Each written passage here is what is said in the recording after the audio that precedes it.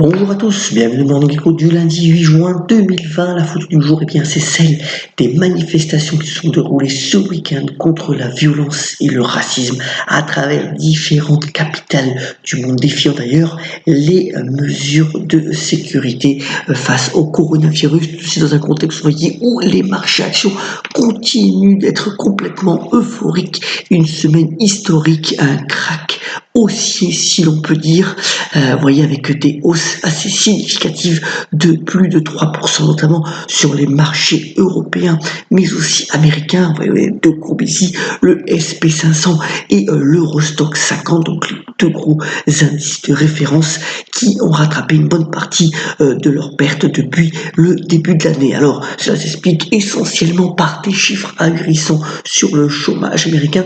On attendait donc encore 7,5 millions d'emplois perdus outre-Atlantique. Et bien finalement, au mois de mai, c'est 2,5 millions de jobs qui ont été créés, défiant donc les meilleurs analystes ou prévisionnistes sur ce segment du marché de l'emploi américain. Alors ça voudrait dire que finalement l'économie américaine a mieux résisté que prévu. Encore faut-il bien entendu vérifier ces statistiques, ce sera le cas dans les prochaines semaines.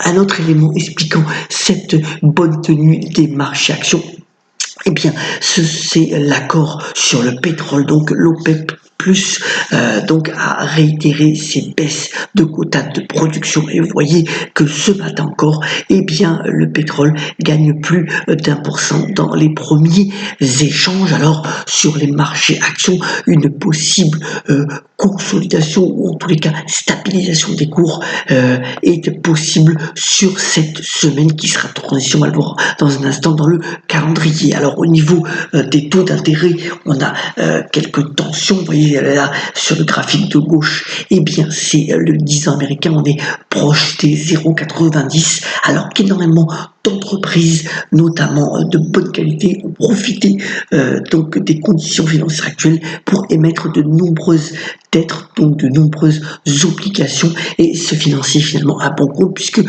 voyez qu'on est quand même à 1000 milliards d'émissions sur tout ce qu'on appelle le segment investment grade, rien qu'aux États-Unis à la fin mai. Et donc voilà, c'était une opportunité bien entendu pour ces entreprises d'assainir leur bilan. Alors quand on regarde du point de vue des devises aussi, c'est assez intéressant. Ce qu'on appelle les devises matières premières, eh bien, sont dans une situation assez favorable. Par exemple, la couronne norvégienne ou alors le dollar canadien contre euro, c'est des niveaux intéressants. Pourquoi pas aussi de diversification de vos portefeuilles pour ne pas rester que en euros et en dollars, parce que ces devises-là offrent des rendements aussi sur les dépôts à terme et pourraient être intéressants. Donc voilà, en termes de diversification des devises. Alors voilà le calendrier de la semaine, c'est une semaine de transition. L'élément clé, ce sera la réunion de la Fed ce mercredi, avec donc une conférence de presse à suivre de la part de Jérôme Powell. Sinon, vous voyez, au niveau des résultats de société, on arrive vraiment à la fin.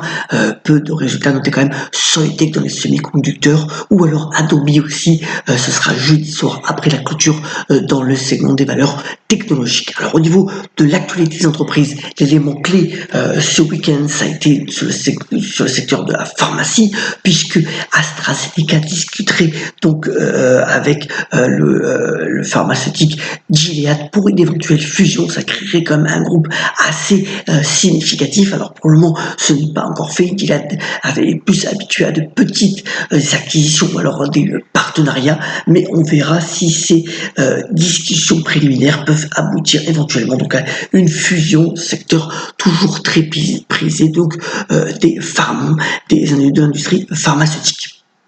Dans le secteur aéronautique, là aussi, donc demain, le gouvernement français pourrait annoncer une aide de 10 milliards d'euros donc à cette filière, après avoir aidé donc bien entendu le tourisme et l'industrie automobile. Donc 10 milliards d'euros. L'essentiel, c'est de préserver les emplois. C'est quand même 195 000 salariés en France, 47 000 rien que pour Airbus. Et vous voyez que sur ces anticipations, notamment l'action Airbus a repris 12,5% vendredi. Continuons donc son rebond entamé depuis maintenant plusieurs jours. Énième plan d'aide pour Technicolor. Vous savez que Technicolor, c'est le spécialiste de tout ce qui est technologie télévisuelle et notamment les effets spéciaux pour les films. Alors, la société, bien entendu, a subi assez fortement l'arrêt des films et des réalisations depuis 2 mois. Elle est leader quand même sur ce secteur d'activité, mais enfin, elle a besoin d'un plan de recapitalisation assez significatif pour permettre à son nouveau patron, Richard Mott, de mettre en place le nouveau plan d'action permettant de relancer la croissance de ce groupe. Alors, ce plan-là devrait être accepté et c'est quand même 400 millions d'euros qui pourraient être apportés donc à ce leader français pour pouvoir pérenniser donc son activité. Au point de vue du secteur du luxe, alors Richemont devrait revoir toute sa politique de ressources humaines, le propriétaire notamment des marques comme Cartier ou Van Cleef Arpels, eh bien, va étudier de près la façon de pouvoir rémunérer notamment eh bien ses meilleurs cadres dirigeants suite à certaines tensions sur face à ces cadres dirigeants. Et puis le groupe donc Campari, David et Campari, qui est un groupe de spiritueux qui gagne en galop. Aujourd'hui, David et Campari, c'est quand même 50 marques et continue ses acquisitions puisqu'il rachète dans Tannico, qui est le leader italien des ventes de spiritueux et vins sur Internet.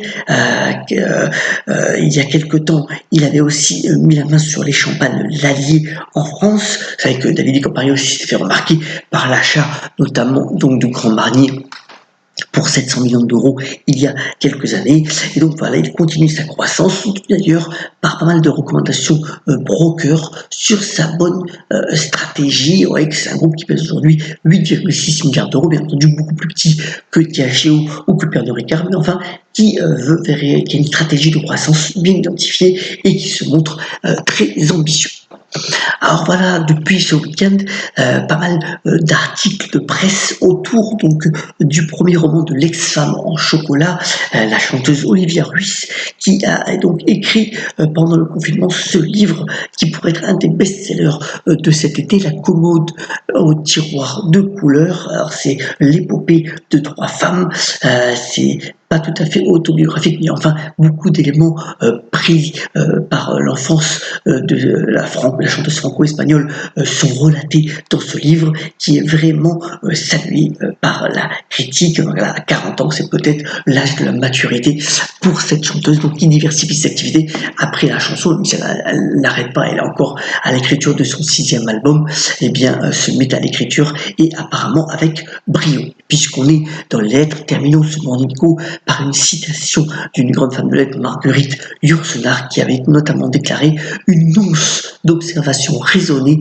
vaut plus qu'une tonne de songes ». Je vous souhaite une excellente semaine et ayez la pêche, soyons bien entendu solidaires et on se retrouve très prochainement pour un nouveau Nico. Excellente journée à toutes et à tous.